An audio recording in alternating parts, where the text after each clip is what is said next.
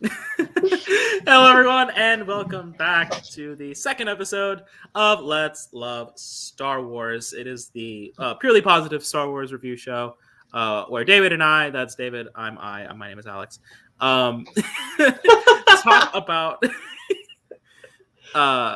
about one of our favorite things, and that is Star Wars. If you haven't already checked out the first episode, you should do that. It'd be weird if you started with this one. That's not where we started. We all It started. would be weird. What are you doing? Not starting where everybody starts. Yeah, start in the beginning. I know that Star Wars started with episode 4, but you should start in the beginning. Today we're going to discuss The Last Jedi, a much maligned movie, and we don't give a shit about that. We love it. Yep. The Last Jedi. The angelic outline has said, David, where would you rank The Last Jedi? The Last Jedi, it's actually right above Force Awakens, and it's number 4. It has gone down a little bit, but not because I started liking it less, but because I have started liking another movie a lot more recently. I would actually agree and also give The Last Jedi my number 4 slot as well. It has no, I won't say that it has gone down a bit. I would actually say that other things have come up a bit. You know what we should do that we didn't do last time? What's that? Because we actually have a poll on the Facebook group. That's right. Let me find that baby. Where is it? While you do that, I'll talk. The number 4, I guess, for both of us, still in the top 5. So a movie that we both reasonably and mostly enjoy. Some parts to it that maybe we don't love, but it's okay. Like we reasonably think that it's a very good movie. The much maligned film from Rian Johnson, still with John Williams as the composer. Because if you could get John Williams, why wouldn't you? Right? Right? Yeah. Right? Do you have the thing up yet? I do. I actually. So speaking of just quick, let's backtrack a little. So The Force Awakens is. I mean, the people actually agree with me. The Force Awakens. No, it's so they have The Force Awakens at number 4 overall. Yep. And The Last Jedi at number 5. No, it's Last Jedi number 4 and Force Awakens number 5. That's exactly my ranking. Yep. That's so far. So you guys, you people out there, Star Wars fans in the Facebook group, agree with me. So cool. Yep. The people have spoken, but honestly, we're not the people. It's very close though. It's 20. No, it's not that close. It's 23. Yeah, it's 23 to 15. So. All right. And as you know, we've ranked it. We both hold it in fairly high esteem. But you know who else we hold in high esteem? It's our Lord and Savior, one of, if not the greatest composers of all time. We now go to the John Williams corner. I love him. He's so cool. I'm gonna make a joke at some point because I'm gonna be too inebriated to stop myself. But not today. Today I'm fine. I haven't had anything to drink today. Except water and Coke. The point is John Williams Corner, where we talk about our favorite parts of the scores to the movies we're talking about that day. Today, we're talking about The Last Jedi. David, what is your favorite song from this? I think, surprising nobody, I am going to pick a little piece of called The Spark, which, for you guys who don't know, is, it's pretty obvious, but it's when since Luke starts to Luke starts now, arrives to create, arrives to create, and on all that scene of it's just so epic, and I really, really love it. So, that's a great scene. I don't know if you want me to, because last time we had the same one. I don't know if you want me to. That's true. And honestly, I'll say it because it doesn't matter. We were also going to have the same one today. We didn't know it, but that's how it was going to happen. I picked a different one. I went with a softer moment. I think a cool moment nonetheless. I went with the cave. It's not like a super, and honestly, the full song is better than what's actually in the movie. Because it's just the cave is just like a very quiet scene. It's mostly Rey going and Yep. snapping and going to the end of this whatever. But like the score underneath it is supposed to be light, but it's also supposed to be serious. It's a very like fine line to walk, because if you go too light, then it becomes just a melody, and the scene becomes undercut. The tension of the scene becomes undercut by the music. If you go too dark, then the scene is also ruined by like, oh no, this is a horror score all of a sudden. Now, I don't think this is a scary part for Rey. This is a curious part for Rey. She's going there because she has questions and she needs answers. It's more a mysterious part of the score as opposed to like a more like horror element to it. Whereas, I mean, you picked a very showy song. It's the climax of the film, of course it is. Whereas the cave is fairly early on in the movie. You picked the epic, the grand score, the arrival of your hero, Luke Skywalker, of course. Talk about it as long as you want. I don't care. Okay, so let's focus on the music. Sure. So I have been listening to it again, and it actually starts with a little bit of the Force theme, which is obvious for Luke. And as soon as the music hits, you knew what was going to happen when Leia was giving the speech. When Leia is giving the speech about Galaxy has lost hope, and Luke Skywalker was somewhere, because Luke Skywalker was somewhere, and Luke Skywalker has spoken to Yoda, and everything. I'm doing it again. That everything that has... So, full disclosure, Alex did a very, very accurate impression of me when I started speaking out the Star Wars. And I'm trying not to do it, but sure. I cannot help it. I apparently start speaking very, very, very, very fast and high. So, yeah. Luke Skywalker is out there, and you are expecting Luke Skywalker to show up. But as soon as you start listening to the music, you go like, there it is. There you. And I think I was with my best friend in the cinema, and I literally went like to him, and it's happening. And it's just a few notes, and I think that's the power of the music in Star Wars. Yeah. Because you associate music with characters, that even variations of that music kind of is like, it's that, and it happened. I'm going to go way away, but it happened in The Mandalorian too. Sure, yeah. Because in the second season of The Mandalorian, in the Jedi, not the Jedi, that's Ahsoka. In the rescue, it's the music starts sounding, and my head when it's Luke, even though I was completely saying it, I cannot be, but my head was like, it's Luke. Also, the X-Wing helped. Sure. But I just think that they use, musically speaking, they use tones, they use intervals, and they use a lot of, I don't know how to speak music in English. That's a problem. Sure. Chords, is that how you say the chords, combination? Yeah. Chords. Yeah, so chords. And I think they use some chords, even if it's not the same melody, they use chords and tones that have been used before in the themes of those characters, and you immediately think of them even if it's not their theme song. And I think that's very well used here, because that song, The Spark, in the tone, and you think about Luke Skywalker, even if that's not Luke Skywalker's theme song. I don't know if I am explaining myself. No, absolutely. It's pattern recognition, and it's very clever use. John Williams, in some ways, is like very minimal. Like it's obviously like a full orchestra performing this song.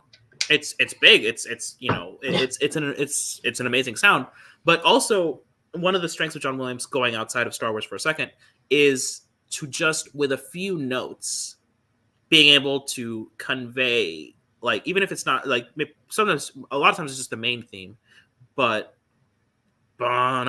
for a lot of people, just that you've already thought It's know a the shark. movie that I'm thinking of. Yeah, Yeah. shark. It's a shark. It's so iconic with just just maybe two chords or two movements. That's all you've got, and that's it. John Williams bringing the slightest, just a measure of music, and you instantly go, wait, I know that. I know that chord progression. I know what's coming next. You do get excited. It is very it's Pavlovian, but it does work and it is very effective.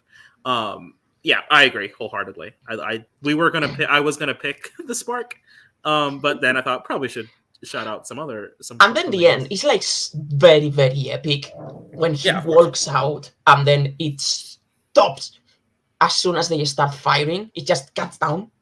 Yeah. With the first shot, it's so great.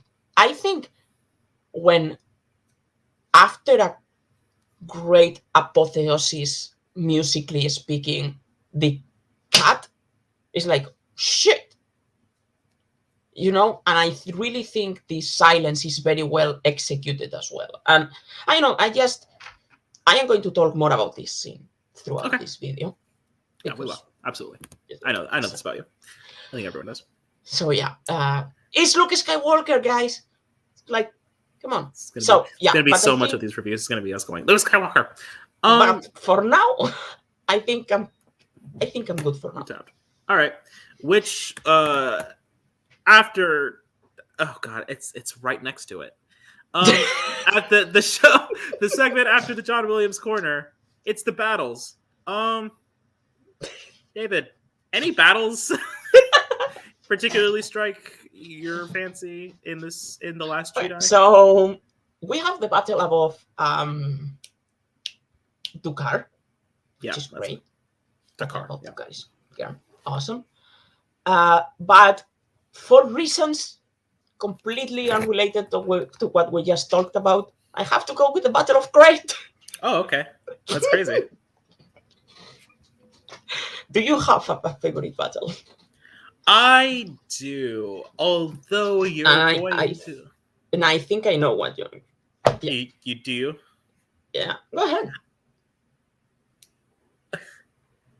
I think that the lightsaber battle above. Is it? Do you have it? Do you have it? Yeah, it is. It is the battle above. Yeah. The most. With the exception of one movie that I think we will talk about, like the chaoticness, has one. There is one exception. Yeah. The second most chaotic battle scene of any Star Wars movie, the way it's shot, the lightsaber battle, it's like two people taking on how many? David, Star Wars trivia. How many Praetorian Guards are there?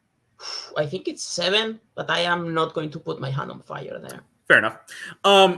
Taking on multitudes of obviously very capable, highly trained fighters, each with their own interesting weapon. Are you going to throw like deep questions at me, because I may have to go over my notes for this show? No, I'm just curious if you knew how many. Because it'd be cool if you knew. I'm just saying it'd be cool if you knew. Okay. Not gonna whatever, but it'd be cooler if you knew. If I went and you were like, yes, of course. I'm just saying, whatever, it's fine. Yeah, it's madness. It's a scramble. It's like a full-on melee, and of two characters that are just barely surviving some of these encounters. It's messed up, but it's very D&D, which I know we both love. It's very D&D to have 2 or 3, just like your small group, walk in and. This is a fight that they instigated. Yeah. It's a completely fair, they knew the odds going in. Yeah, and there is the difference, because usually you go after the minions first in D&D, and this time they killed the boss. Yeah. They just rolled a crit on the boss, and okay, let's go for the minion. All right, that guy's dead. Well, turns out Kylo Ren is a rogue, and he hit for a lot of sneak attack damage. Whoops. All right. Yeah, and D&D. then D&D. So yeah, and I the way it's shot, I think it's like some of the coolest choreography of any of the fights that Star Wars has ever put on. The color contrast, the kills again are brutal. Some of them, Yeah. like, if you really think about it, it's actually like pretty brutal. Somebody's like thrown into like a I don't know Like what that is. like It's a like fan. an It's like a engine? fan. Yeah, it's Yeah. like a fan. Someone's thrown it, and then their armor comes back up, and you're like, "Oh my god, that guy's dead!" Like We complete. like Like that guy had to- brutality in this show. Yeah, we do. Actually, I do. It's true. It's my favorite part. So yeah, I would have to say that the battle above. Hey, what's the name of the ship? Huh, that's a good question that I cannot remember right now. All right. Is it the Supremacy? I think it's the Supremacy. It's the Supremacy. It took me. Yes, it's not all gushing about Star Wars. It's just information. a Yeah, second. the battle Took a above the second. Supremacy.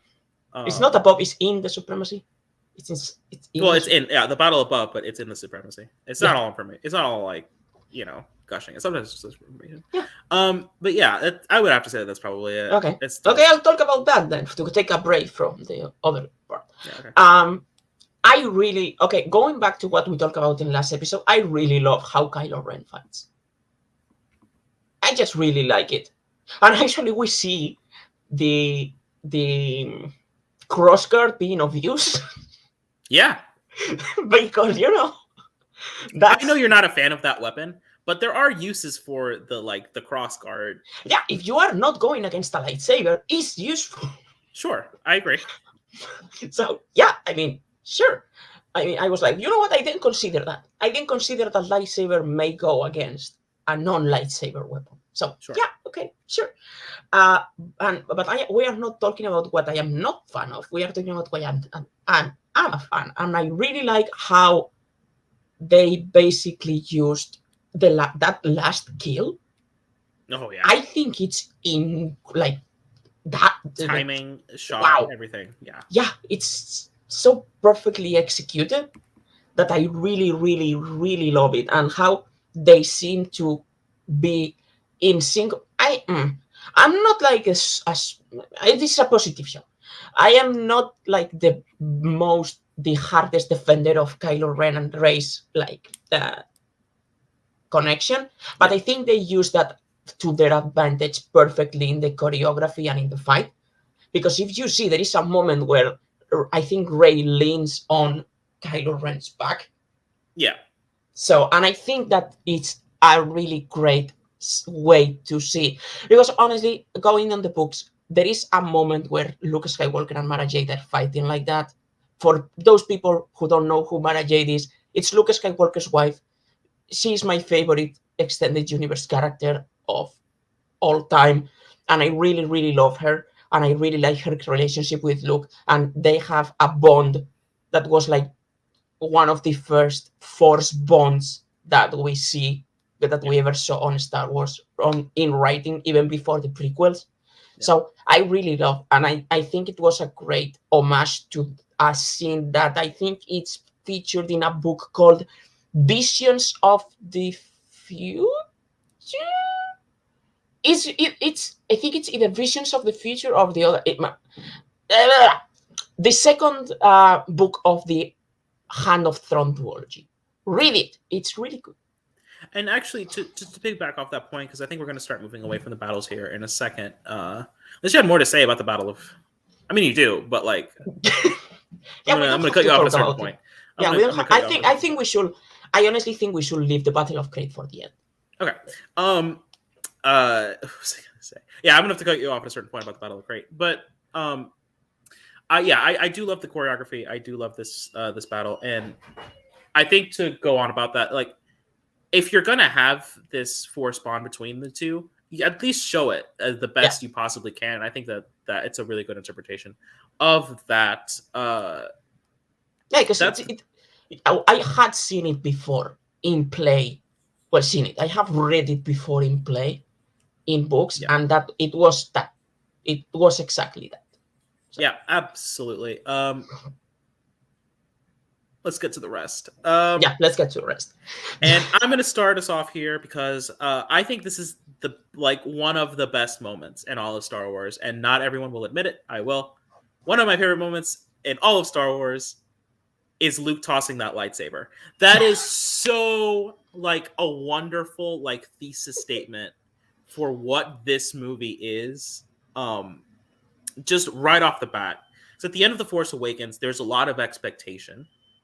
Mhm. There is a lot of people conjecturing about what the character of Luke Skywalker is. We have not seen the character of Luke. We've only vaguely been hinted at some of the things that he's done. We've never seen a lot of it.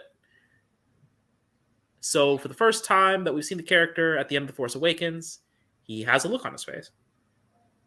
And it looks like determination. It looks a lot like determination to me anyway. But it's a fairly like reserved look. Cut to The Last Jedi, which, 2 years later? Yes. Yeah. 2 years later, we've waited all this time. He takes it, yeets, yeets this lightsaber. Honestly, I can't think of a moment in Star Wars that made me go, ha! It's surprising and then justified by the rest of the film. I think it's so if there was one scene in Star Wars that I would have personally written, that is it. Just a moment of complete like defiant of what everyone thought it was going to be. Just a straight yeeting of a lightsaber, David.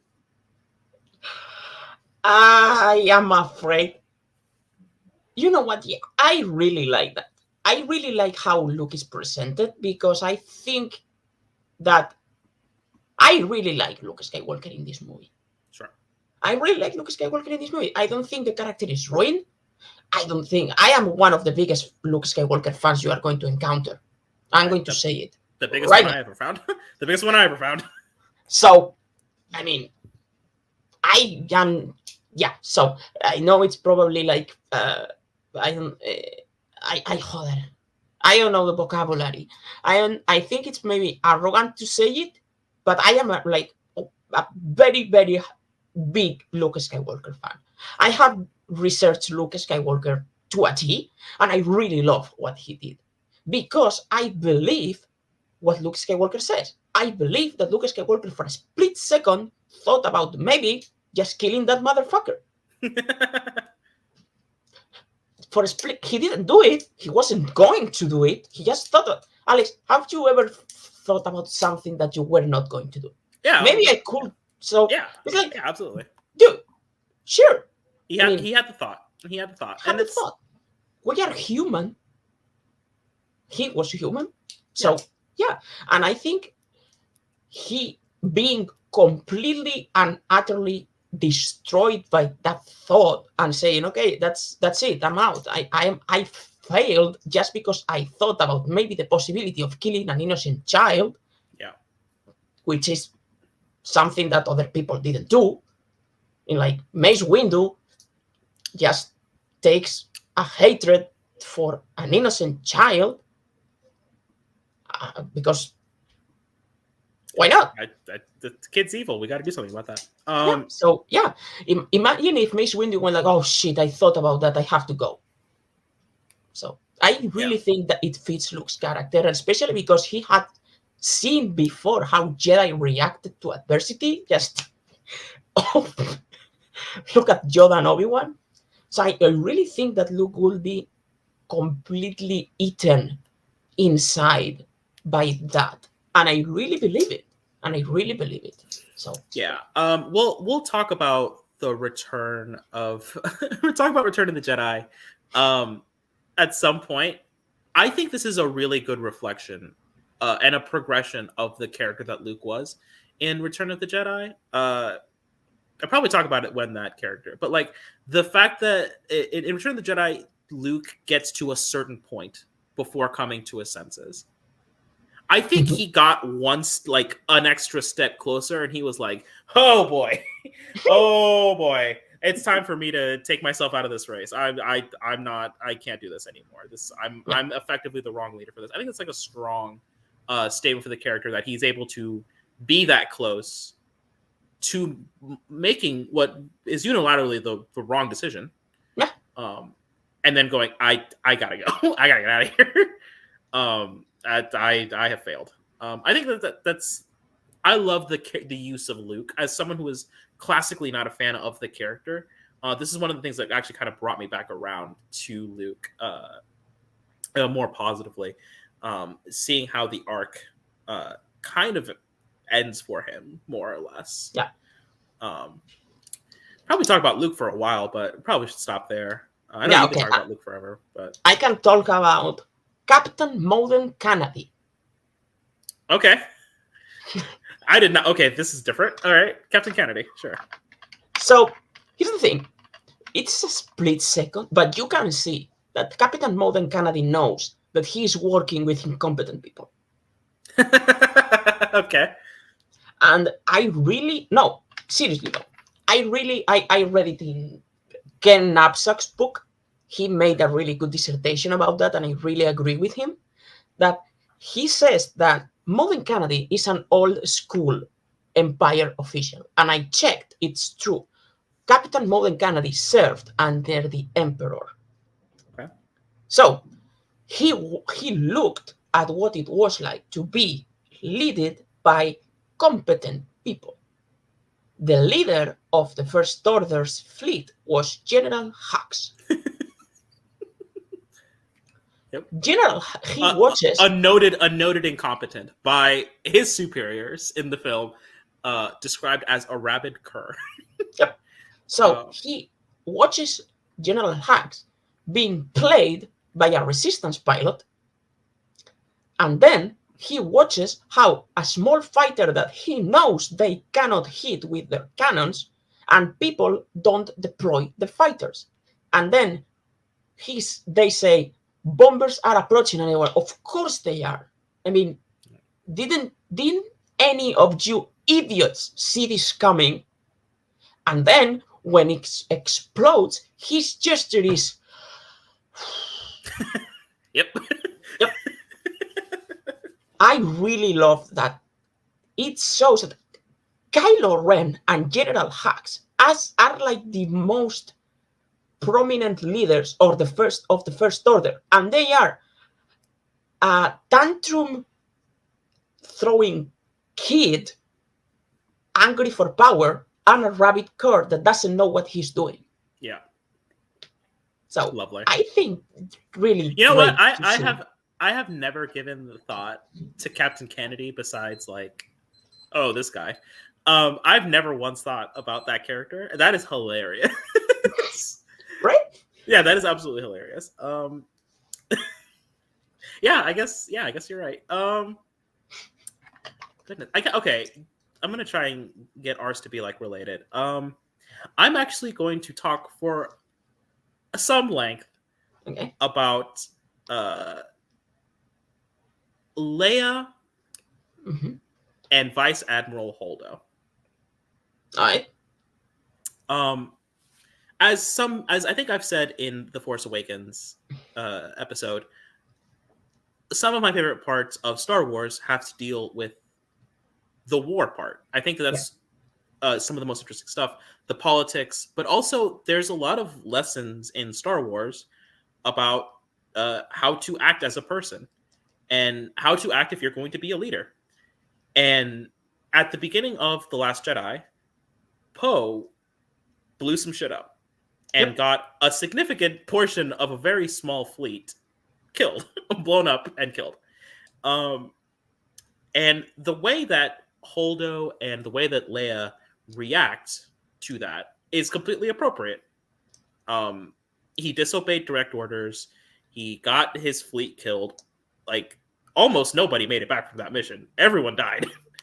And Poe comes out of his cockpit and he's like, yeah, good shit. And it's the first thing that happens is Leia slaps him across the face and tells him, you've been demoted.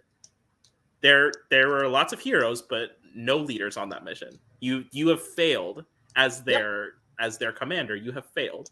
And I think that's one of the interesting. I think that's probably one of the things that separates the rebellion, or from the First Order, or the resistance from the First Order rather, is that communication would never have happened with the First Order. Holdo telling telling Poe that he's like incompetent, that there's a reason he's been demoted, that I'm not changing that because, you know, they're trying throughout the film to teach Poe the lessons he's going to need to learn, because he's very clearly being groomed for a top spot. He's one of the most respected soldiers. He's their top pilot. He's already a commander. And yet he still hasn't learned all the lessons yet.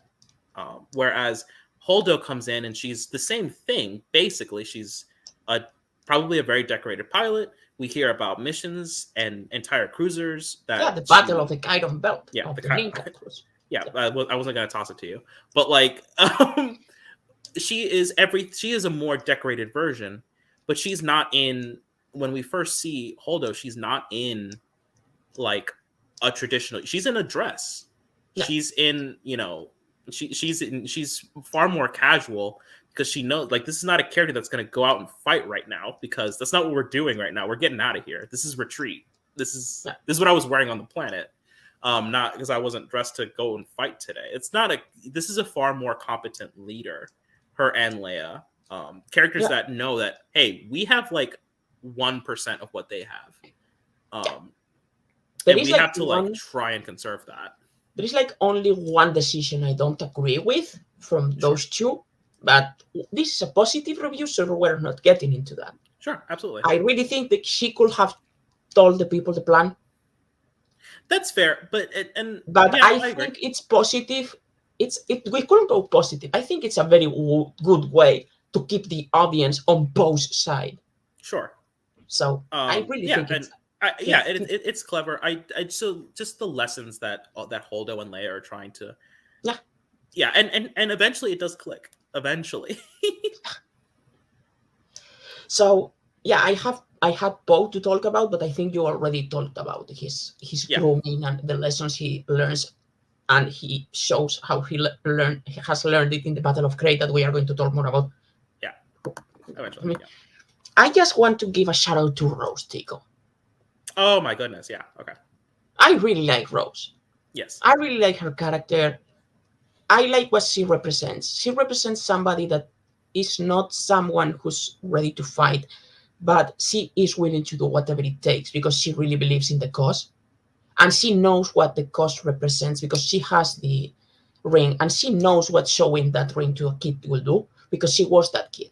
I think she really is somebody that is overlooked. I really hate what the fan base has done with her and the actress. I am really glad that Kelly Marie is back on Disney's paycheck, and that she is actually doing good. So good for her. And I just give a quick shout out to Rose. Absolutely agree. I think that character was very maligned and kind of was used as kind of scapegoat for what's wrong with Star Wars. Yeah. And it's actually kind of the exact opposite. Rose is exactly what is great about Star Wars. It's a character that came from nothing and is now suddenly in this grand fight purely because, well, this is the right thing to do, right? Like, this is what we're doing, right? Yeah. It's a real shame what some of the fan base, not everyone, I think there are many people, did to kind of undercut the entire message of Star Wars. Kind of is fucked up. But I recently rewatched the trailer reveal from Star Wars Celebration for The Rise of Skywalker, and when she came out onto the stage when Kelly Marie Tran came out onto the stage for that for the unveiling, for a Q&A with Stephen Colbert, she got a lot of cheers. People were very much on her side. She started crying. I think it was very justified. I think she realized that there was a place for her and a place for that character in the franchise, and there very much is. I'm a big fan of that character and the actress actually as well. Where are we at? I only have another thing on my list. So okay, I know what you have on it. So yeah, that's that. If you find anything else to say before we For you, really? So, For you, really?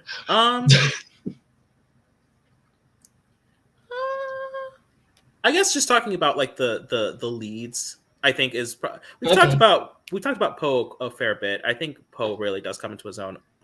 He's a fun character before. He was pretty put aside.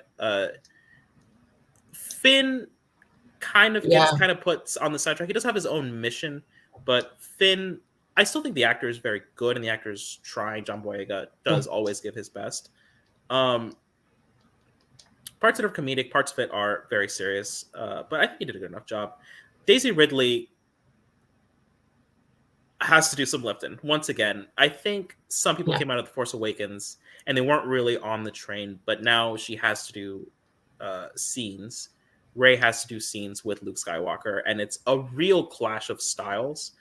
Um, and I think the lessons that Luke is trying to give, again, mirroring the lessons that Poe is learning. Rey comes in with a very uh, juvenile Yeah. understanding of what the Force is and what Jedi do and what it all means. And she comes already with a perspective, and it's a perspective that probably a lot of people had coming into this film.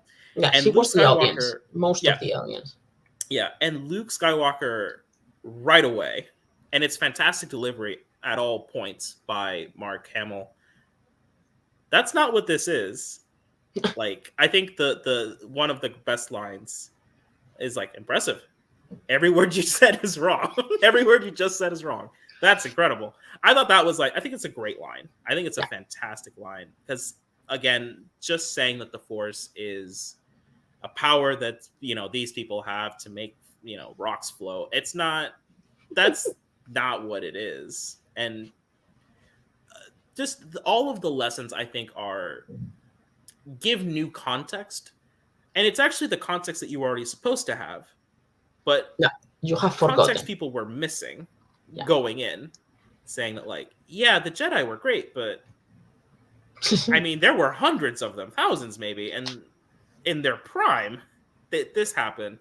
And the film's justification for the film itself, I think, is really strong. This is one of the stronger writ Star Wars movies, Yeah.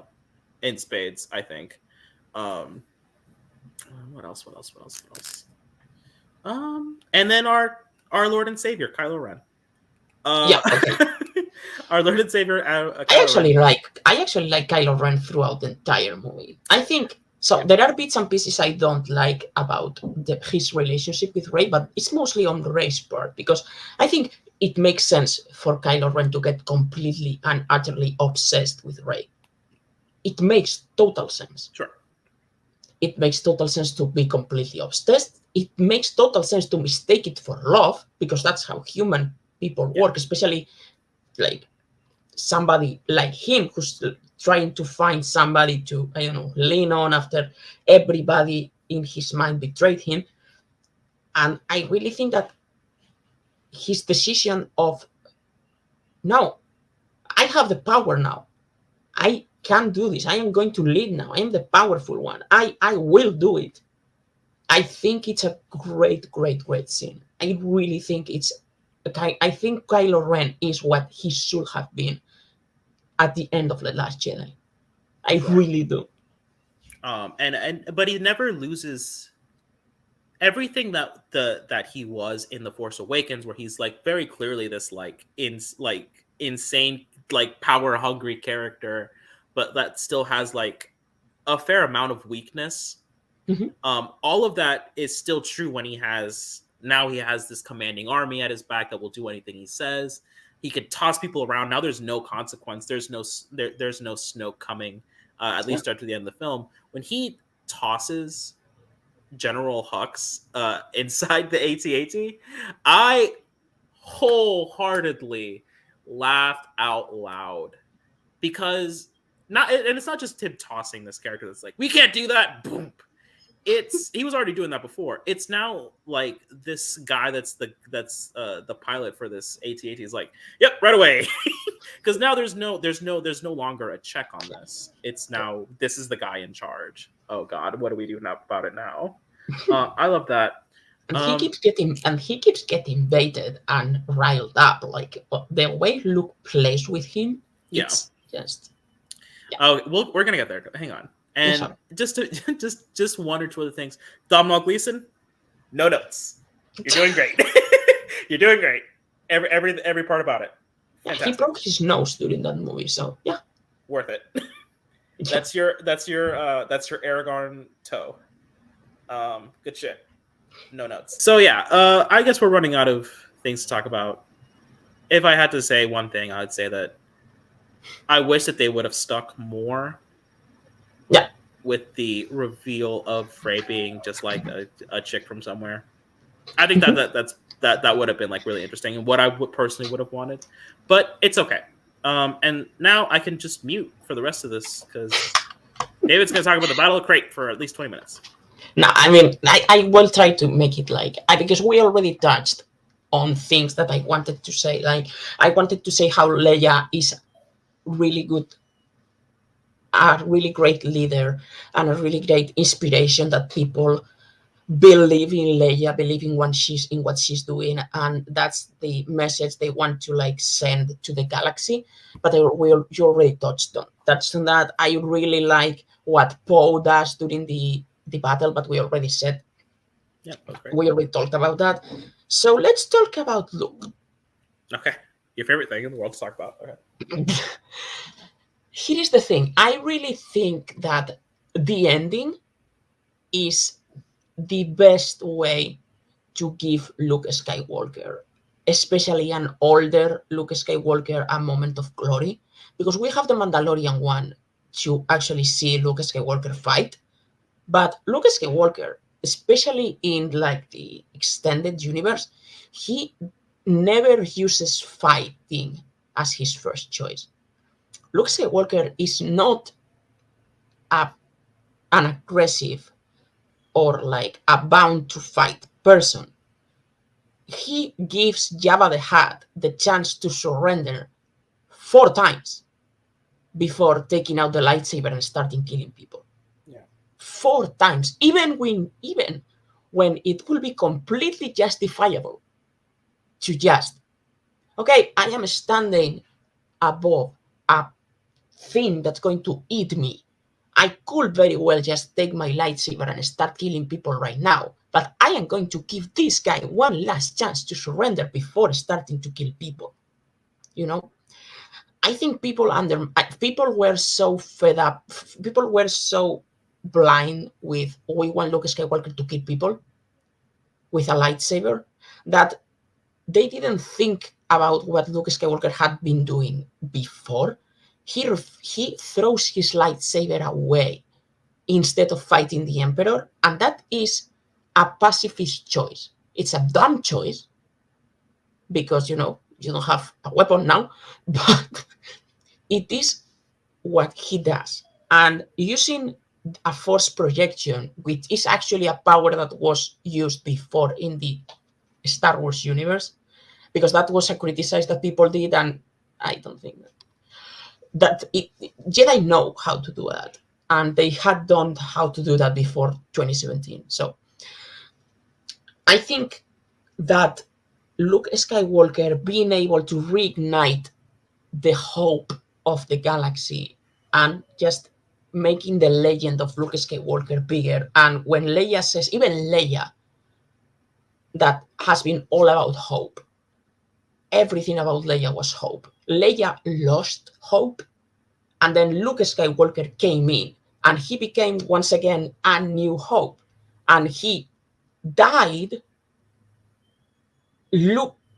exactly the same way as he was born. When he was born, and at the end of Revenge of the Sith, he was a new hope. Luke Skywalker was a new hope on Tatooine looking at the Twin Suns, because we knew that things were going to be fucked up for the next 19 years. But this little tiny baby, maybe in the future, was going to do something to fix it. So that gave us hope, or gave the galaxy hope. And Luke Skywalker, in his dying breath, he used his dying breath to basically make sure that the galaxy remained believing in the Jedi and in the Force, and in what he represented. And I think that sums up everything I wanted to say about that ending, and why I really believed it was the right choice and the right thing to do and the right way to end Luke Skywalker's character arc. Yeah, just to kind of add to it, I think that throughout the film, you discovered that Luke's cut himself off from the Force. He's been, whatever, and that is probably directly tied to why people have kind of lost faith in the Resistance. There has been no new myth about the Resistance. If anything, the myth is about the First Order, about how powerful they are. There's, they've got this, they've got that, they've got Kylo Ren, the Knights of Ren. If anything, they're the mythic characters at the moment. The death of Han Solo is probably is news, probably. Yeah. And no one at the Battle of Crate, I think the most telling moment, one of the most interesting moments, is that no one comes to help. It's completely, everybody is too afraid of the First Order. But the death of Luke Skywalker, the arrival of Luke Skywalker, the confrontation, and ultimately the death, allowing the Resistance to escape, brings back that hope. Like you said, it is now a new part of the myth of how Luke Skywalker came from planets away to confront the First Order and bought them enough time for the Resistance to get the fuck out of there, to just bail. Not without help from, of course, the Millennium Falcon, who drew away the ships, so that so much of this stuff could happen. And that actually probably added as well to the mythos as well. That's why I believe wholeheartedly that the film closes with the shots of the kids, and they're telling stories about Luke, about Leia, and how this battle progressed. And you can see that this is now a new story. This is now this is the new myth that people are going to be building their faith upon. And again, building back to the lines that Luke says to Kylo Ren just before his death. I think you're absolutely right. All-time moment, and a power that I think a lot of people really hadn't considered, this Force protection thing. It's probably one of the coolest uses of the Force in the entire series. Would approve, would watch. Yep. Yeah, we ended in a more positive note than the last episode. Yeah. Yeah. Not enough murder. Oh, I said it out loud. Anyway, that's probably it. We could go on, but I don't think we really want to. I think you're fine. Yeah, it's 15 minutes. That's enough. Would have been shorter if we didn't have to talk about the Battle of Crate. That fucking movie's dope. So everyone, thanks for coming out to opening night trivia. Please stay and watch some of the matches if you're not just in it for the Star Wars. If you're in it for the Star Wars, hey, if you hate Star Wars, I'm confused why you showed up, but I'm glad you're here. Yeah. So from both of us, just to you specifically, may the Force be with you always.